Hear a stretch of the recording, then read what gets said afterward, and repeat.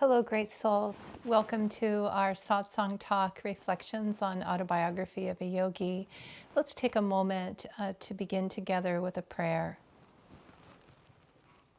Heavenly Father, Divine Mother, friend, beloved God, great masters of self-realization, Jesus Christ, Babaji Krishna, Lahiri Mahashaya, Swami Sri Yukteswar, and Paramahansa Yogananda Ji, saints of all religions, friend and guide Swami Kriyananda, we humbly bow to you all.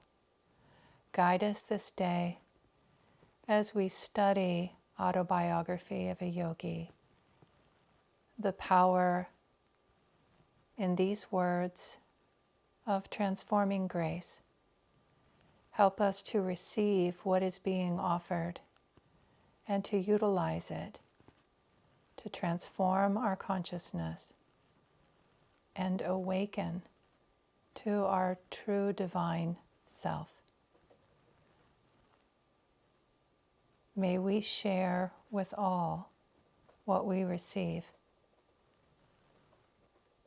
and stay always open to thy divine presence and grace. Om. Peace. Amen.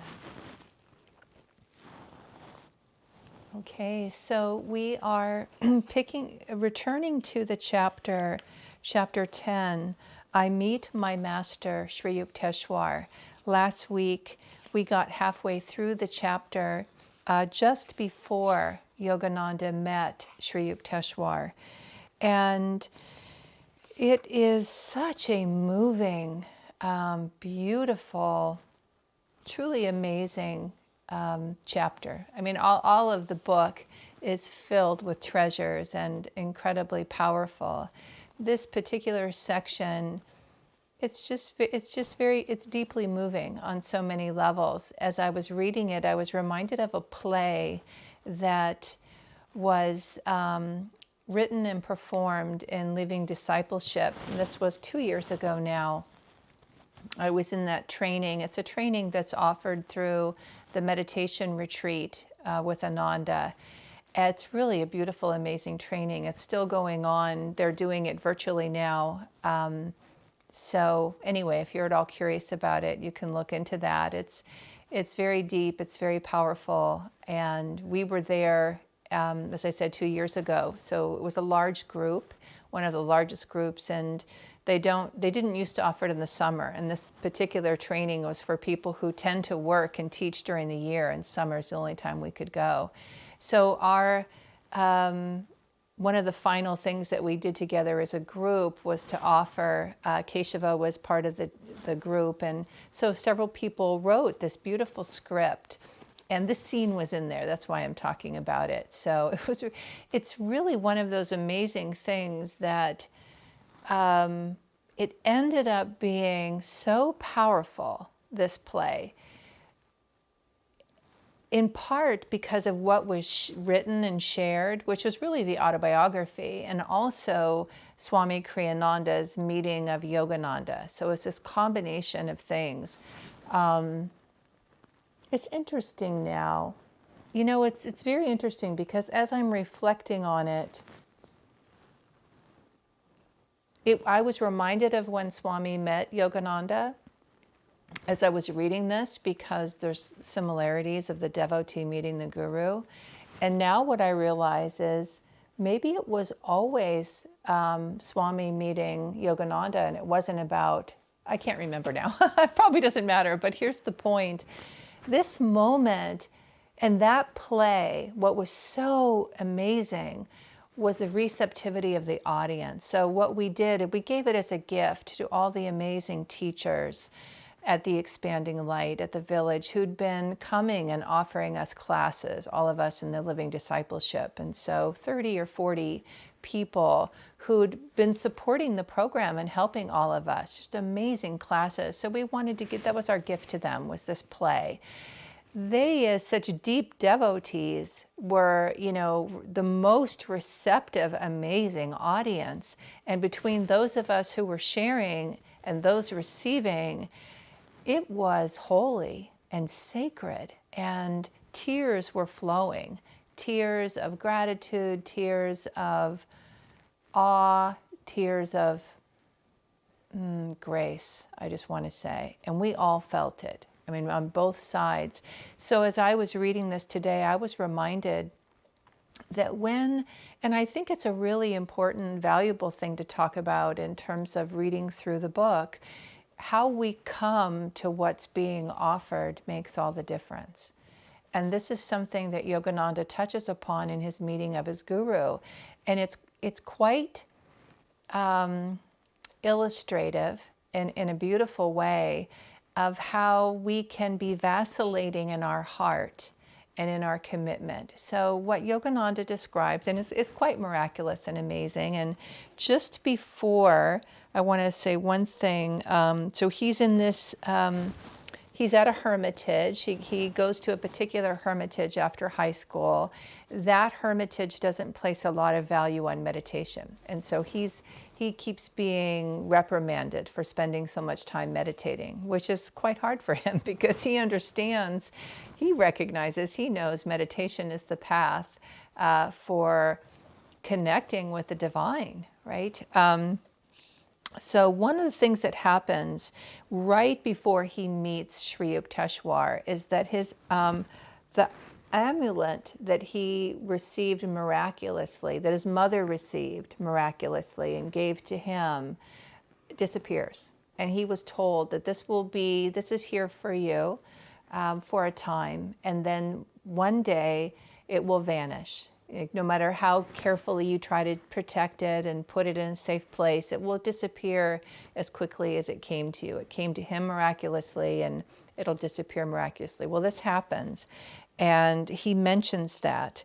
So he goes to find it and discovers that it's gone. He says, mournfully, I tore open its envelope and made unmistakably sure it had vanished in accordance with the sadhu's prediction into the ether whence he had summoned it. And then on the next page, he's distraught in his meditation, and he says that suddenly he's moved from this place of emotion and sadness to, he says, suddenly I felt lifted as though bodily to a sphere uncircumscribed. And then he hears the words, thy master cometh today. A divine womanly voice came from everywhere and nowhere. The supernal experience was pierced by a shout from a definite locale. He has just lovely humor. And a young friend of his was calling up to him and saying, come out of the meditation, you need to help me go to the market. And he goes on to say, normally he would have been upset by that, but he was so moved by this promise that he would meet his guru, his master, that he just succumbs and he goes with his friend to the market. And then he tells the story of how in their going to the shopping, getting their supplies, heading back to the ashram, he looks down a lane. And I will mention, I'll read just different parts from the chapter. So let's see.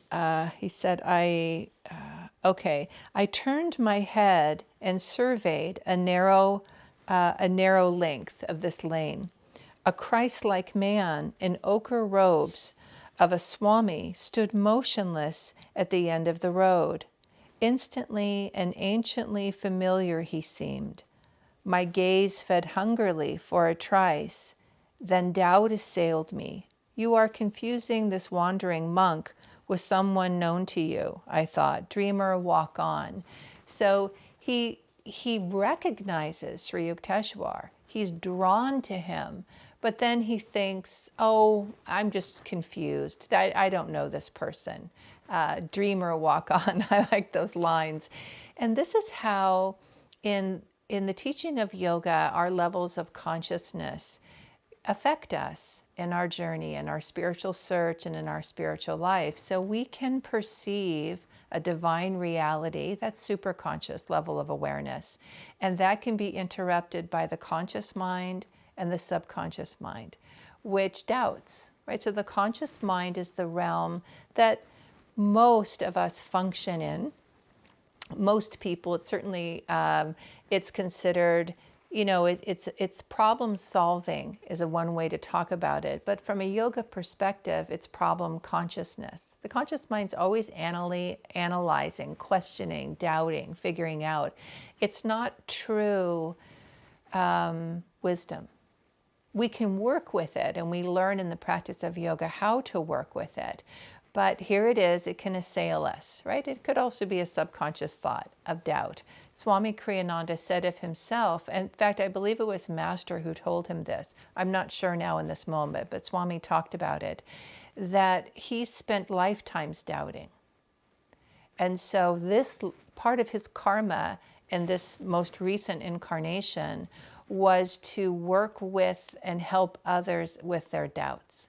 So he did so much to help clarify the teachings and help others cross the bridge from a place of skepticism and doubt to true understanding and realization. So he said of himself, he was a doubter. He was assailed by doubt. And it's what happens. The other thing Swami talked about, since I'm mentioning doubt, I have found very useful, is he looks at doubt and says there's two aspects to it. So one level of doubt is the uncertainty, the I'm not sure. I'm not sure what I'm seeing or hearing or sensing or, these teachings, whatever. You're not sure about it.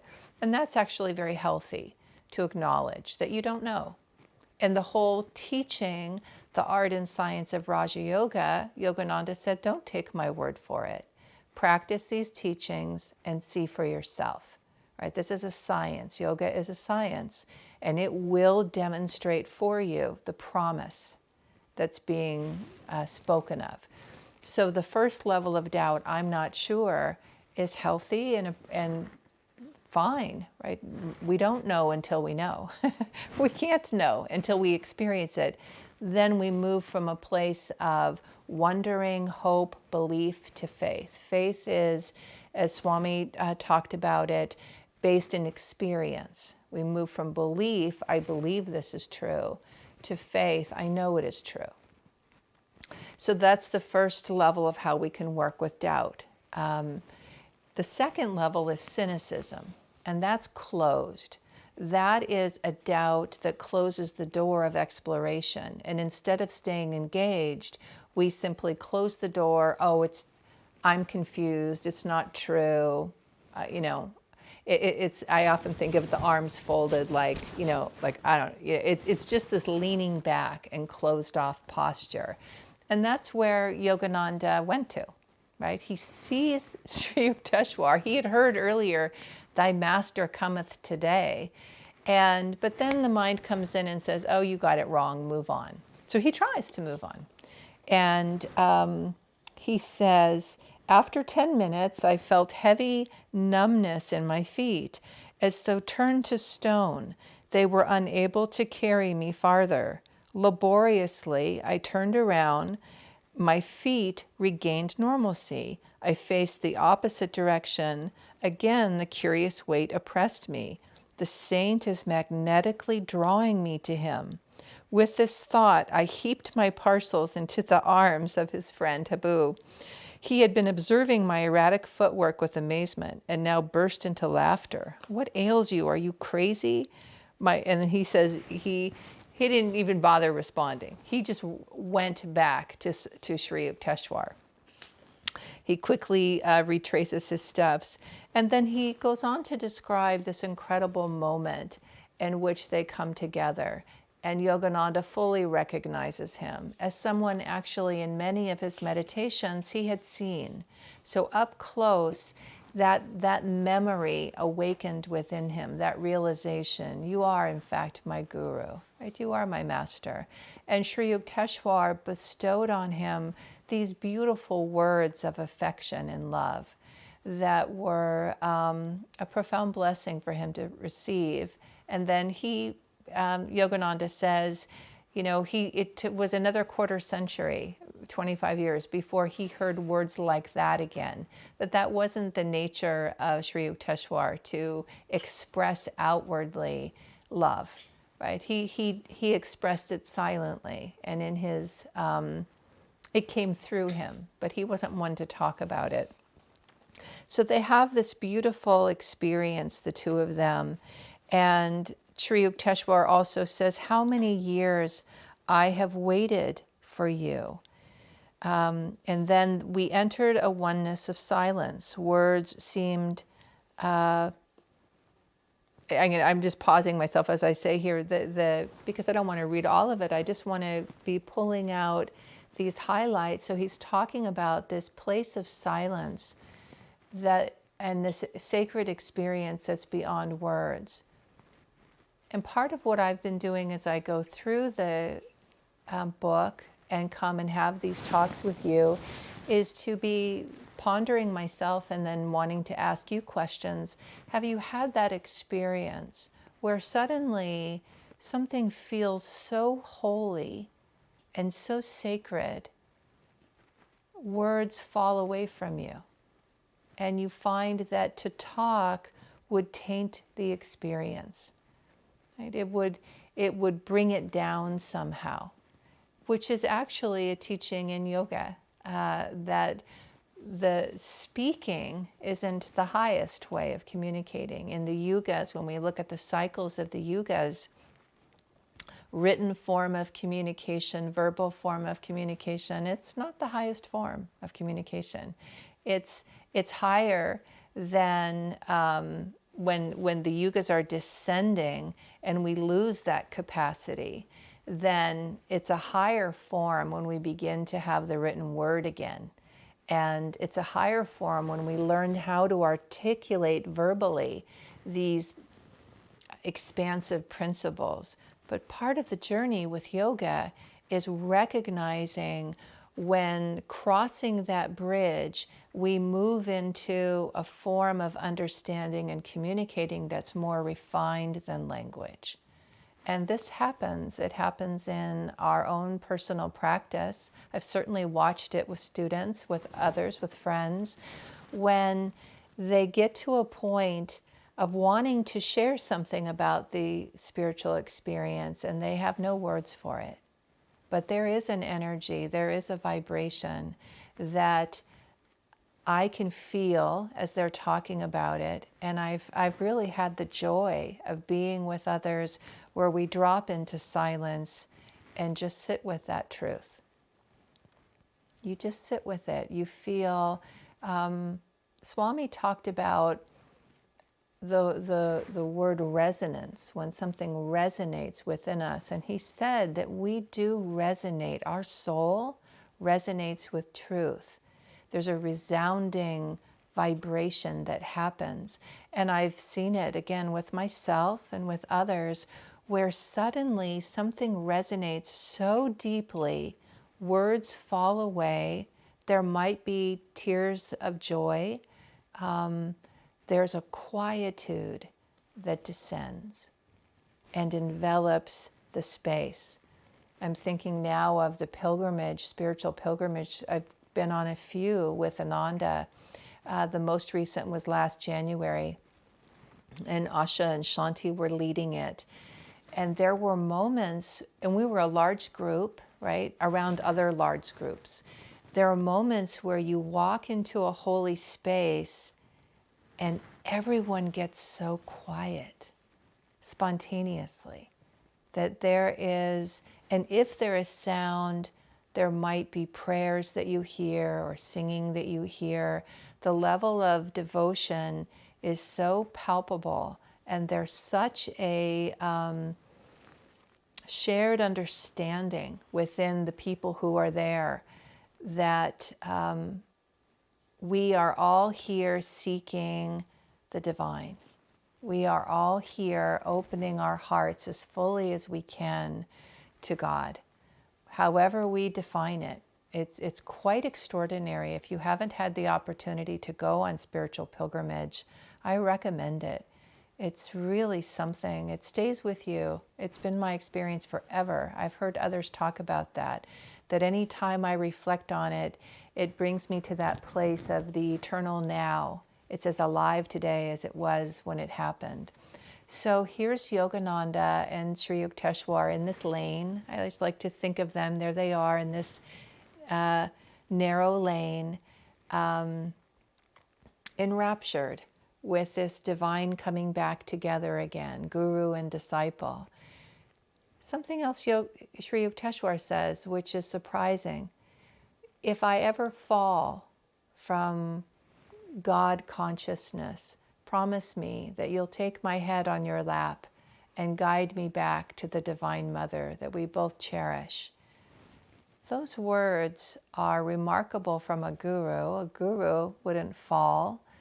But there's a humility in those words, for one. There's also a reminder that we are in this together, and he's not speaking. It's so interesting because even as a guru, and I'll say a little bit more when he talks about it, the right relationship with a guru is obedience. But in that moment, there's this tenderness of our goal is God. Our goal is Divine Mother. Let us never lose sight of that goal. Yogananda often, when people mentioned his disciples, he didn't think of them as disciples. He thought of them as God's disciples. And he was there as a channel to help people reach, not simply to him, but to God through him. So there's, as with all of the teachings, there's many ways we can look at it, but it's in the chapter, so I wanted to mention it. So then what happens, Yogananda goes to Sri Yukteswar's ashram, this holy, beautiful experience of time together.